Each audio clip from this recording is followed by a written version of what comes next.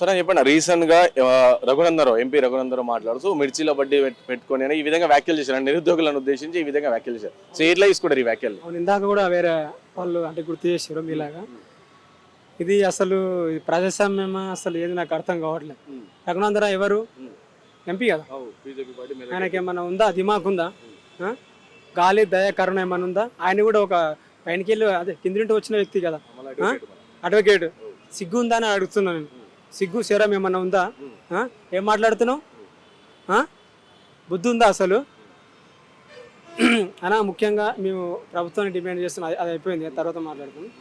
మేము ఇక్కడ డీజీపీ ఆఫీస్కి రావడానికి ముఖ్య కారణం ఏంటంటే ఒక వారం రోజులకి వెళ్ళి 5,000 పోస్టులు అని ప్రచారం చేస్తారు.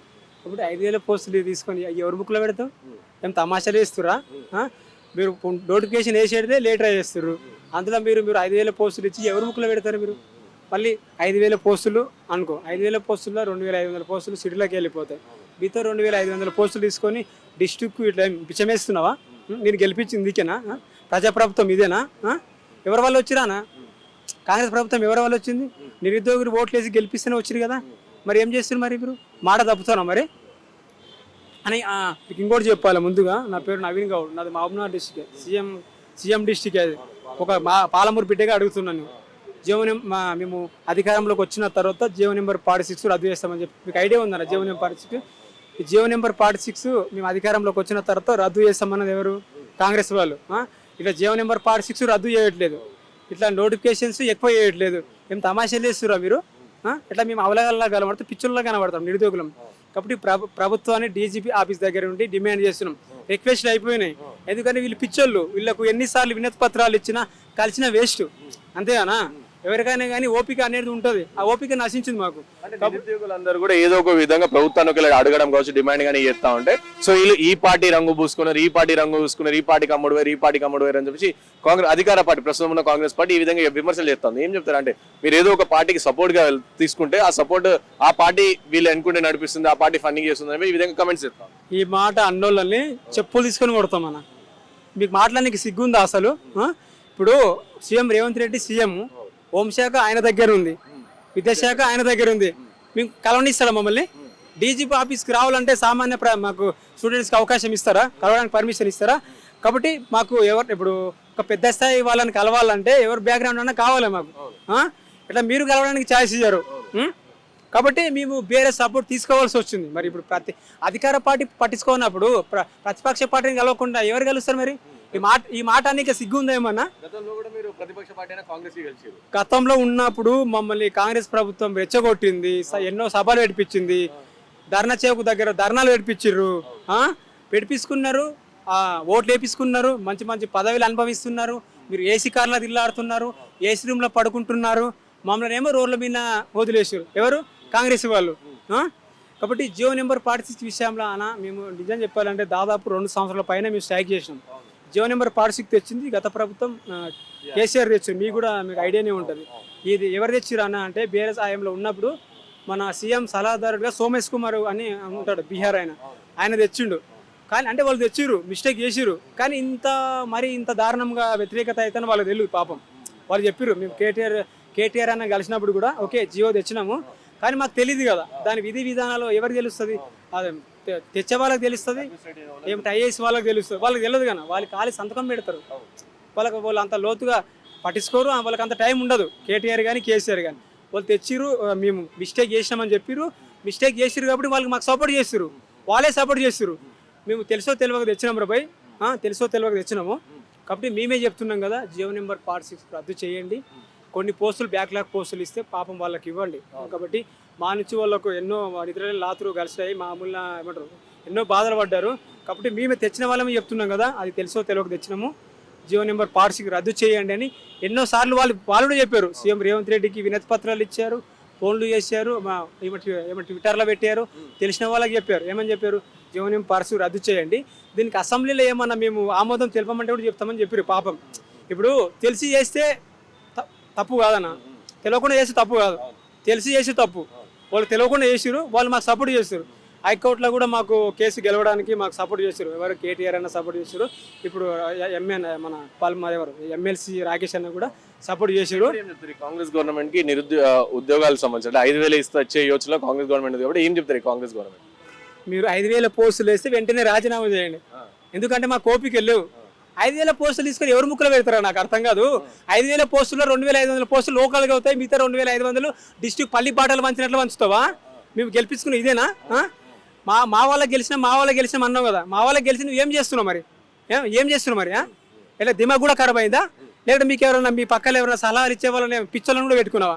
ఒకటి అడుగుతానా నేను, ఇప్పుడు దాదాపు దిల్సుఖ్నగర్లో దాదాపు 2-3 లక్షల మంది నిరుద్యోగులు ఉంటారు. నోటిఫికేషన్ పడితే మొత్తం అప్లై చేసే వాళ్ళు 20 లక్షల మంది రెడీ ఉన్నారు. ఎప్పుడు నోటిఫికేషన్ పడుతుందని నువ్వు 5,000 పోస్టులోకి 20 లక్షల మంది అప్లై చేస్తే ఒక పోస్టుకు 1,000-2,000 మంది ఉంటే ఏంది ఇది? తెలంగాణ ఎందుకు తెచ్చుకున్నాం? నీళ్లు, నియామకాలు, నిధుల కోసం తెచ్చుకున్నాం. తెలంగాణ వచ్చి కూడా ఎన్ని రోజులు అవుతుంది? దాదాపు ఒక 12 years పైన అవుతుంటుంది, 12 సంవత్సరాల పైన అవుతుంటుంది. మరి ఇంకా ఇది ఖాళీలు చాలా ఉంటాయి కదా. 30,000 పోస్టులు ఖాళీలు ఉన్నప్పుడు 5,000తో నువ్వు నోటిఫికేషన్ ఏ విధంగా ఇస్తావు? నువ్వు ఏ విధంగా ఇస్తావు చెప్పు, నాకు అర్థం కాదు. కాబట్టి ప్రభుత్వాన్ని రిక్వెస్ట్ చేసే టైం అయిపోయింది. డిమాండ్ చేస్తున్నాం. డీజీపీ ఆఫీస్ దగ్గరకు వచ్చాము మార్నింగ్ మేము వినతిపత్రం ఇవ్వడానికి వస్తే కూడా వీళ్ళేందనా 5 మంది లిమిట్ అంట. మేము పాకిస్తాన్ వాళ్ళమా కాదు కదా, తెలంగాణ బిడ్డలం. మీరు తెలంగాణ బిడ్డలని వినతిపత్రం ఇవ్వడానికి మీరు లోపలికి 5 మందిని అలౌ చేస్తా అంటే మీ ఏంది ఇది? అసలు ఇది ప్రజాప్రభుత్వమా? అసలు ఏంది? ప్రభుత్వాల మన నిరుద్యోగులని ప్రజల ముంచే ప్రభుత్వం. నాకు కష్టం కాదు. ఏదో మేము పాకిస్తాన్కి వెళ్ళి ట్రైన్ ఎక్కి వచ్చినట్టు, ఫ్లైట్ ఎక్కి వచ్చినట్టు డీజీపీ ఆఫీస్ దగ్గరికి లోపలికి పోతామన్నా. ఇంతమంది ఒక 50 మంది వచ్చినాము. మేము మా రిక్వెస్ట్తో మేము డీజీపీ వారిని కలిసి ఇంకెవరైనా పై అధికారులను, ఎస్పీ వాళ్ళని కలిసి మా బాధను చెప్పుకుంటామంటే 5 మంది అంట. ఏంది 5 మంది? మేము టెర్రరిస్టం కాదు కదా తెలంగాణలో. మీకు ఓట్లు కావాలనుకునేప్పుడు ఏమో నా దగ్గరకు వస్తారు. మేము ప్రభుత్వాన్ని రిక్వెస్ట్ చేస్తామని చెప్తే మా డీజీపీ ఆఫీస్ లోపలికి కూడా పంపినప్పుడు అసలు ఏం ప్రభుత్వం ఇది?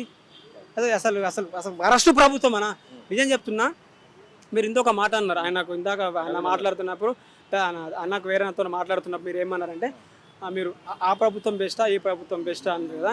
నేను చెప్తున్నా కదా, బాజాబ్తో చెప్తున్నా, కాంగ్రెస్ ప్రభుత్వం కన్నా బీఆర్ఎస్ 100% బెటర్. 100% కన్నా ఎక్కువ బెటర్. ఎందుకంటే ఈ తెలంగాణ వచ్చినప్పటికి వెళ్ళి మూడు నోటిఫికేషన్లు, పెద్ద నోటిఫికేషన్ వేసారు. తెలంగాణ 2014లో వచ్చింది కదా, 2016లో 19,000 పోస్టులు వేసారు. 2018లో 18,000 పైన పోలీస్ నోటిఫికేషన్ వేసారు. 2020లో కరోనా వచ్చింది కాబట్టి 2022లో 16,000 పైన నోటిఫికేషన్ వచ్చింది. ప్రతి 2 yearsకి ఒకసారి నోటిఫికేషన్ వచ్చింది. ప్రతి 2 yearsకి ఒకసారి నోటిఫికేషన్ వేసినప్పుడు నువ్వు వచ్చి 2 సంవత్సరాల పైన అవుతుంది. మరి నీవేం బిక్తున్నావు? పీకెనికి వచ్చినావా? నోటిఫికేషన్ వేస్తున్నావు. 5,000 నోటిఫికేషన్ ఏం చేయాలనా? నువ్వు వేసేదే లేట్ వేస్తున్నావు. ఏదో నువ్వు మొన్న 2024 డిసెంబర్లో ఎన్నికలు అయినాయి కదా, 2024 నువ్వు వేసేది 5,000 పోస్టులు. సంవత్సరానికి 5,000 పోస్టులు వేస్తే 20 వరకు ప్రాసెస్ కంప్లీట్ అవుతున్నాయి. నువ్వు వేసేదే లేట్ వేస్తున్నావు, మళ్ళీ 5,000 పోస్టులు వేస్తున్నావు. ఏమో దిమాక్ ఉందా నీకు? అసలు నీకు సలహాలు ఇచ్చేవాళ్ళు ఎవరు? ఆ ఎదవ ఎవడు? నీకు సలహా ఇచ్చే ఎదవ ఎవడు? ఎప్పుడు ఐఏఎస్లో ఎవరిని పెట్టుకున్నావు? మంచాలను పెట్టుకున్నావు, సబ్జెక్ట్ రాని వాళ్ళని పెట్టుకున్నావు అన్న. మీరు చెప్పండి అన్న, 5,000 పోస్టులకు 20 లక్షల మంది అప్లై చేస్తే అసలు ఏంది పరిస్థితి? నాకు అర్థం కాదు. పోస్టులు లేవన్నీకి లేదు కదా. మొన్ననే మీరు ఆర్ఎల్ చూసే ఉంటారు. ఒకసారి 30,000 అన్నారు, ఒకసారి 19,000 అన్నారు. వాళ్ళు 19,000 20,000 పైన నోటిఫికేషన్ కాలు ఉన్నప్పుడు 5,000 పోస్టులు ఎందుకు ఇస్తున్నావు? మాకు చెప్పాలి, సమాధానం చెప్పాలి. అంటే ఎలక్షన్ కోసం దాపెట్టినావా? మేమే గెలిపించిన వాళ్ళం మేమేం కదా. ఇప్పుడు వేయండి అన్న, 10,000 పోస్టులు నోటిఫికేషన్ వేయండి. మీకు మళ్ళీ మీరు మంచిగా చేసిరు అనుకో, మళ్ళీ మీకు ఓటు వేస్తాం కదా. నువ్వు దాపెట్టుకున్న అవసరం ఏముంది? ఏమన్నా మీ సొత్తా గవర్నమెంట్? మీ జాగిరే తెలంగాణ జాగిరి గవర్నమెంట్ సొత్తా? ఏమన్నా మీరు బాడీ ఉంటురా? తెలంగాణకు బాడీ ఉంటారా వెనకడికి వెళ్ళి? కాబట్టి ప్రభుత్వాన్ని రిక్వెస్ట్ చేసి టైం అయిపోయింది. 5,000 పోస్టులు ఇచ్చేటట్లుంటే మీరు రాజీనామా చేయండి. అసలు మీ ప్రభుత్వం మేమే చెప్తున్నాం కదా. సీఎం రేవంత్ రెడ్డి మామనాడు డిస్టికే, నాది కూడా మామనాడు డిస్టికే. ఒక మామనాడు బిడ్డకి చెప్తుందా, నువ్వు మాకు సీఎం వద్దు, తెలంగాణకు సీఎం వద్దు. ఎందుకంటే ఈ పిక్చర్లు అసలు వీళ్ళకి సబ్జెక్ట్ లేదు, ఆబ్జెక్ట్ లేదు, అసలు ఏం రాదు వీళ్ళకు. ఒక నిరుద్యోగుల విషయంలో కాదు, అన్ని రంగాల అటర్ ఫ్లాపు. రైతు బంధు ఉందన్న, ఇప్పుడు రైతు బంధు గురించి ఎందుకు మాట్లాడుతున్నా అనేది మీకు అనిపించచ్చు, సింకు రావచ్చు. ఎందుకు మాట్లాడుతున్నా అంటే, రైతు బంధు వేస్తేనే కదా మా ఇంట్లో మాకు పైసలు వేసేది. లేకపోతే మాకు పైసలు ఎట్లా వేస్తారు? రైతు బంధు 2 ఎకరాల వరకు వచ్చి ఆగిపోయింది. నిన్న శ్రీధరబాబు అంటున్నాడు రైతు బంధు గురించి. మా విలేకరులు అడిగి ఏంది రైతు బంధు అంటే, ప్రాసెస్ నడుస్తుందంట. పిచ్చుందా నీకు శ్రీధర్ బాబు గారు? నీకు పిచ్చుందా? ఆయన ఎన్నిసార్లు కలిసినామన్నా? ఆయన ఏమన్నాడు అన్న అంటే జీవనం పార్ట్ 6 రద్దు చేస్తామని చెప్పిండు, మిమ్మల్ని ట్రైనింగ్ పంపిస్తామని చెప్పిరు. తర్వాత ఏమన్నాడు, మీ సమస్యలు ఏముంటాయంట ఒక సభ పెట్టుకుందాం మనం, ఒక సభ పెట్టుకొని మీ సమస్యలు ఏముంటాయంట, సమస్యలు ప్రతి ఒక్కరు రాసియండి, ప్రతి ఒక్కటి ఇంప్లిమెంట్ చేస్తామని చెప్పి. ఎవరు మన శ్రీధర్ బాబు అన్నారు, బల్మూరి వెంకట కూడా అన్నాడు. బల్మూరి వెంకట అన్న అంటే ఆయన చేతిలో ఏం లేదంటే ఎమ్మెల్సీ అంటే కొంచెం చిన్ననే, మా శ్రీధర్ బాబు అంటే కొంచెం మినిస్టర్, ఐటీ మినిస్టర్ కాబట్టి కొంచెం పెద్ద హోదా ఉంటుంది. ఆయన వచ్చి మా సమస్యలన్నీ పరిష్కరిస్తామని చెప్పారు. మీకు ఏజ్ 36 కావాలన్నా 37 కావాలన్నా అది సమస్య పరిష్కరిస్తాం, మీకు పోస్టులు ఎన్ని కావాలని చెప్పిండు. ఈవెంట్స్లో ఏమైనా మార్పు చేద్దామంటే చేసిండు. తీరా చూస్తే సంవత్సరం పైన అవుతుంది, ఫోన్లు ఇస్తలేడు, అసలు మమ్మల్ని పట్టించుకోవట్లేదు. ఇక అవసరం ఉన్నంత వరకు వాడుకున్నారు. వాళ్ళేమో మంచి మంచి పదవులు అనుభవించి వాళ్ళేమో ఏసీ కార్లో తిరుగుతారు. ఓటేసి గెలిపించుకున్న వాళ్ళేమో రోడ్ల మీద డీసీపీ ఆఫీస్కు వాళ్ళు కావాలా ఇల్లు కావాలా. మాకేం కారమా మేము గెలిపించింది అసలు ఎందుకు? మీకు గత ప్రభుత్వం చేసిన మిస్టేక్స్ మీరు చేయొద్దనే కదా మేము గెలిపించుకున్నది. మీరు కూడా వాళ్ళకి వేస్తే అసలు ఏంది? కాబట్టి అన్న ప్రభుత్వాన్ని రిక్వెస్ట్ అనుకుంటారా, ఆర్డర్ అనుకుంటారా, మీ ఇష్టం. నోటిఫికేషన్ మీరు ఎక్కువ మొత్తంలో నోటిఫికేషన్ వేస్తే వేయండి, 10,000 పైన నోటిఫికేషన్ వేయండి. ఏజ్ రియలైజేషన్ 36 సంవత్సరాలు పెంచండి. లేదు మేము ఇప్పుడు 5,000 పోలీస్ నోటిఫికేషన్ వేస్తాము, మిగతా ఈ ఎలక్షన్లకు దాపెట్టుకుంటామంటే 5,000 పోలీస్ నోటిఫికేషన్ వేసారు అనుకో, 1,00,000 మందితో నా సీఎం రేవంత్ రెడ్డి ఇల్లు ముట్టడిస్తామని డీజీపీ ఆఫీస్ ముందర నుండి నేను సవాలు ఇస్తున్నా. 5,000 నోటిఫికేషన్ వద్దు, కొద్దిగా లేట్ అయినా పర్లేదు, ఎక్కువ మొత్తంలో నోటిఫికేషన్ వేసేటట్లుంటే వేయండి. లేకపోతే 5,000 నోటిఫికేషన్ వద్దు, ఎక్కువ మొత్తంలో నోటిఫికేషన్ వేయండి. కొద్దిగా టైం తీసుకున్నా పర్లేదు, ఇప్పుడు తొందర ఏమొద్దు. ఎందుకంటే 5,000 పోస్టులతో వద్దు, కొద్దిగా లేట్ అయినా పర్లేదు, 3-4 నెలలు లేట్ అయినా పర్లేదు, 20,000 పైన నోటిఫికేషన్ వేయండి.